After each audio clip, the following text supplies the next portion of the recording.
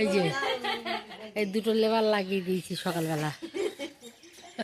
এই যে বড় লেবার বল দুটো লেবার মিস্ত্রি এই যে।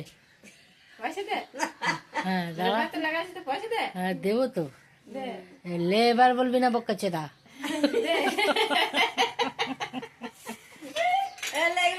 তো কি বলবো শালা? মিস্ত্রি বল মিস্ত্রি।